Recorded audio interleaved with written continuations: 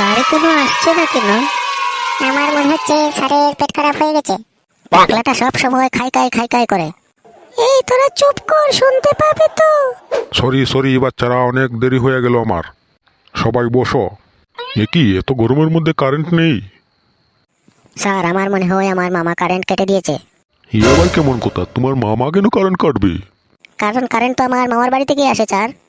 কি পাগলামি কথা, তোমার মামার বাড়ি থেকে কারেন্ট আসবে কেন? হ্যাঁ স্যার, সত্যি বলছি। এই কথাটা তোমাকে কোন মহাপুরুষ বললেন একটু জানতে পারি? স্যার যখনই কারেন্ট যায় আমার বাবা বলে, ধুর শালা কারেন্টটা আবার কেটে দিয়েছে। তো বাবার শালা তো আমার মামাই স্যার। তোর লজিক তো ঠিক আছে, কিন্তু এই কথাটা যেখানে সেখানে বলিস না, না হলে পাবলিক পে দিয়ে বৃন্দাবনের টিকিট হাতে ধরিয়ে দেবে। তাহলে তো ভালোই হলো স্যার, ও ফ্রিতে বৃন্দাবন ঘুরে আসবে। তুই বেশি বকবক করিস না, তোকেও ধরিয়ে দেবো হাতে। স্যার আপনি কি এমএলএ ফাটাকে স্টোর সিনেমাটা দেখে এসেছেন নাকি? স্যার ওই ডায়লগটা তো আমি টিভিতে শুনেছিলাম। সারাক্ষণ কি বাড়িতে টিভি দেখো নাকি পড়াশোনাও কিছু করো? স্যার আমি পড়াশোনাও করি, টিভিও দেখি। অভিনয় আমার খুব ভালো লাগে। তাহলে বল দেখি, সত্য আর অভিনয়ের মধ্যে পার্থক্য কি? স্যার এটা তো একদম সহজ। বর্তমানে মানুষ সত্যকে অভিনয় মনে করে আর অভিনয়কে সত্য মনে করে। কেন? এই যে সেদিন আমি প্রস্রাব করার বাহানায় বাইরে গেলাম, তখন আপনি অভিনয়কে সত্য মনে করলেন।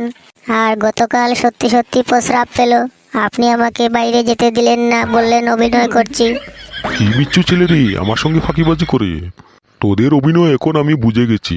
এই বগা, তোকে সবাই বগা বলে ডাকে কেন রে? স্যার আমার নাম তো বরুণ গাঙ্গুলি, তাই বরুণের বউ আর গাঙ্গুলির গা শর্ট করে বন্ধুরা ডাকে। ভাগ্যিস তোদের সময় আমার জন্ম হয়নি, না হলে কি যে হতো। স্যার আপনার ভালো নাম কি? আমার নাম তো শান্তনু লাহিড়ী। তাহলে তো স্যার শান্তনু শাহ আল্লাহির লা কি হলো? গাজর, তোর চামড়া আমি কোনদিন তুলে নেব রে। তুই যত তোর মুখটা বন্ধ রাখবি তত তোর আয়ু বেড়ে যাবে। এসব উল্টাপাল্টা কথা এখন বন্ধ বলে দিলাম। চিন্টু বলতো, বিদেশিদের মধ্যে আর আমাদের দেশের লোকের মধ্যে পার্থক্য কোথায়? স্যার অনেক পার্থক্য আছে, তার মধ্যে আমি একটা নোট করেছি আমাদের বাড়ি থেকে দেখে। বাবা বেশ ভালো, এইসব বিষয় নিয়ে তোমরা এখন গবেষণা করছো, খুব ভালো। বলো তো। স্যার বিদেশিদের যদি কোনো জিনিস নষ্ট হয়ে যায় তারা বলে, ওহ সো স্যাড। আমাদের দেশে যদি বাড়িতে কোনো জিনিস নষ্ট হয়ে যায় তাহলে লাস্টে যে ব্যবহার করেছিল তার উপরে দোষ যায় স্যার। এই তোমার গবেষণার ফলাফল? বাহ বাহ বাহ বাহ, খুব উন্নতি করছো। স্যার ইংরেজরা ওদের পোশাক নিয়ে খুব অহংকার করত, হ্যাঁ, ওরা তো অহংকারী ছিল, সবকিছু নিয়ে অহংকার করতো। কিন্তু স্যার ওদের ওই পোশাক এখন আমাদের দেশের ব্যান্ডওয়ালারা পরে। এটা ভালো বলেছিস। স্যার বিদেশিদের একটা কাজ এখন সহজ হয়ে গেছে। কি সহজ হয়ে গেছে? ওই স্যার বিদেশিরা আগে আমাদের ওখানে এসে আমাদের ধন সম্পদ লুটপাট করত, আর এখন দেশের লোক দেশের সম্পদ লুটপাট করে বিদেশের ব্যাংকে রেখে আসে। খুব ভালো কথা বলেছিস। আজ প্রথমবার তোদের কোনো কথা শুনে আমার ভালো লাগলো। কালু তুই বলতো, তুই রাস্তা দিয়ে হেঁটে যাচ্ছিস, তোর সামনে একটি জ্ঞানের বস্তা আর একটি টাকার বস্তা রাখা হলো, তাহলে তুই কোনটা নিবি? স্যার আমি তো টাকার বস্তাটাই নেব।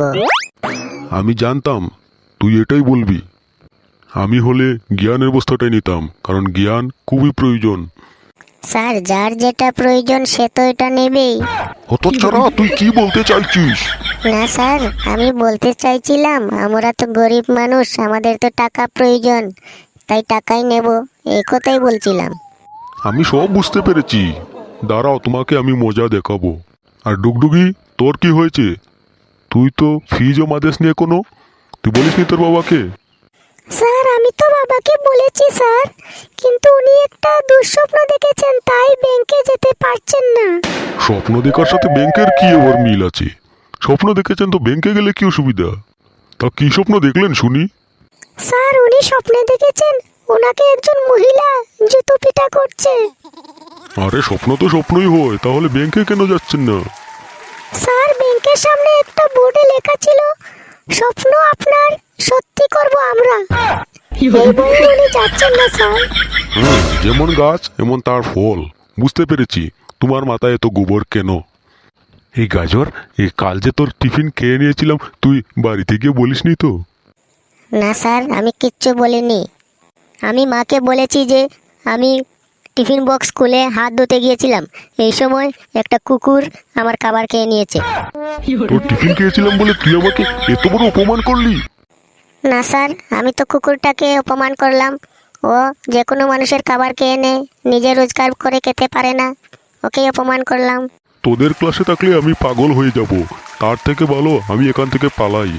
ভালো থেকো, সুখে থেকো সবে, আসবো আবার দেখা হবে, এখন আমি চলে যাই, টাটা বাই বাই।